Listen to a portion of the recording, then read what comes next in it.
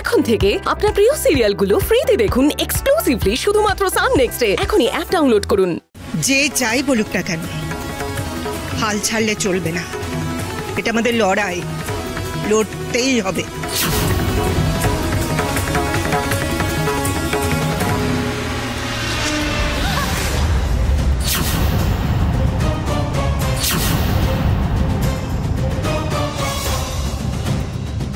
কার অনুমতিতে বাজারে এসেছো? কি করছো এখানে? বাড়িতে মন বসছে না? রূপ দেখাতে এসেছো বাজারে? রূপ দেখাতে? বাজারের ছেলে পিলেদের রূপ না দেখাতে পারলে? সমস্ত কি কথা বলছো? ওরা বাজার লোক, তাদের সবার সামনে আমাকে অপমান করছো কেন? অপমান? জ্ঞান জ্ঞান দিচ্ছ আমাকে? এই পরের বউয়ের মতন থাকবে, ঠিক আছে? তোমাদের মতন মহিলাদের কিভাবে কন্ট্রোলে রাখতে হয় না, সেটা আমি খুব ভালো করে জানি।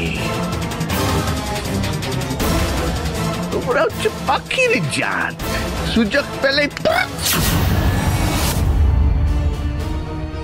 কেমন লোক রে বাবা, খোলা বাজারের মধ্যে নিজের স্ত্রীকে এইভাবে অপমান করছে। খুব বার বেড়েছে। বাজারে এসে ঘোরাঘুরি। চলো দাঁড়া,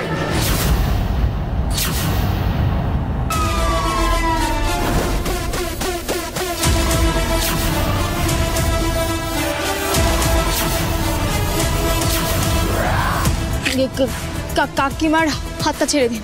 এই আমার হাতটা তুমি ছাড়ো।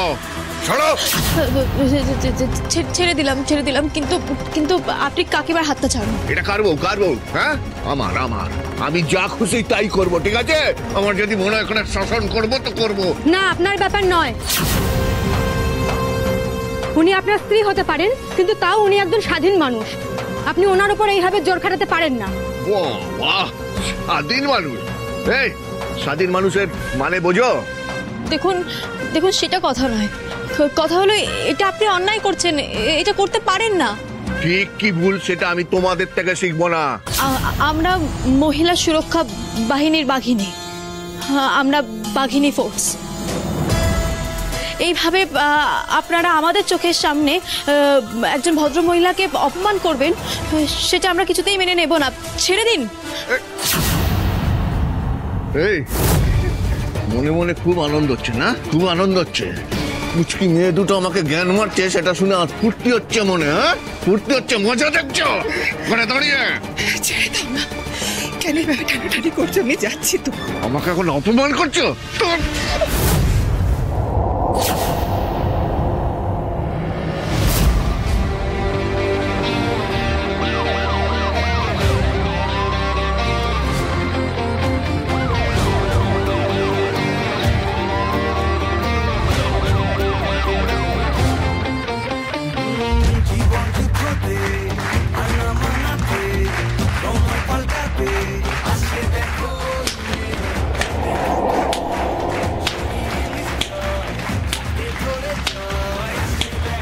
शाबाश मंजू, शाबाश शाबाश।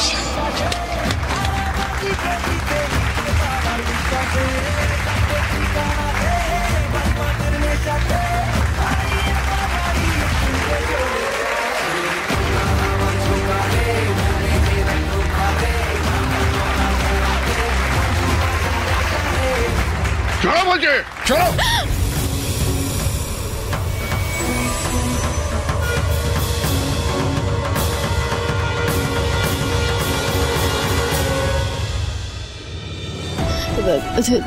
দেখুন, আমি আপনাকে বলতে চাইছি যে মানে মানে রাস্তাঘাটে মহিলার গায়ে মানে যে কারোর গায়ে হাত তোলাটা কি ঠিক বলুন? মানে এরকম করলে তো এরকম কি এটা করলে কি এরকম করলে তো ঠিক দেখায় না বলুন? সবাই তো খারাপ ভাববে। যতই হোক, উনি তো একজন মহিলা। অনেক হয়ে গেছে। হ্যাঁ, এবার জ্ঞান বন্ধ করো, চলো বাড়ি, চলো চলো।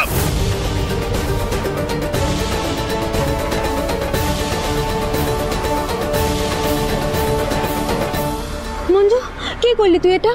ভালোই তো শুরু করেছিলি, লোকটাকে সাহস করে ধরলি যখন, কেন এত সহজে ছেড়ে দিলি?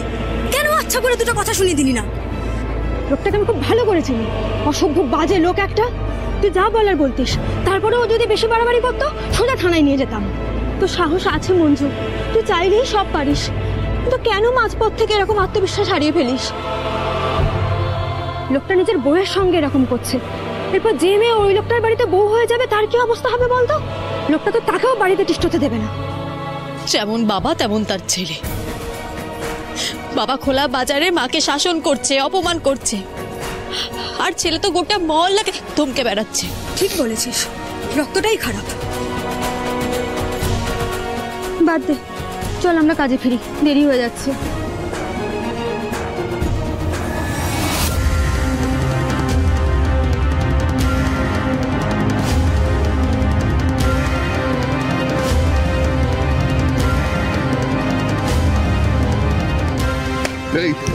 আমি যখন হাতটা ধরে টেনে নিয়ে আসছিলাম তখন সুরসুর করে আমার সাথে চলে আসা উচিত ছিল।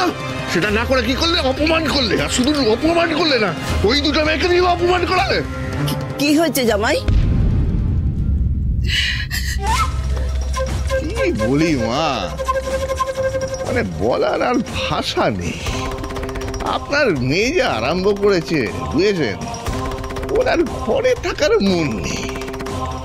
আপনার মেয়ের জীবনে নতুন রং ধরেছে বুঝেছে, আর সেই রং বাজারে যাচ্ছে ছেলেদের মধ্যে ছড়িয়ে দিতে। রমলা, তুই তুই এইভাবে আমাদের মুখ পোড়ালি? হ্যাঁ, এইভাবে? আর এখন ছ্যাঁচা করে কি হবে মা, মুখ তো যা পোড়ার পুড়ে গেছে বুঝেছে। ঘরের বউ যদি চোখে কাজল পরে মুখের রং লাগিয়ে বাজারে ছেলেদেরকে যায় বশ করতে, সেখানে আর কি হতে পারে? আমার আর বলতে ভালো লাগছে না। কেন রে রমলা, কেন তুই এরকম করলি বল? কেন এরকম করলি? তুই তো এরকম ছিলিস না, তাহলে হঠাৎ করে তোর কি হলো? শেষকালে তোর চরিত্রের দিকে আঙুল তুলছে। হ্যাঁ,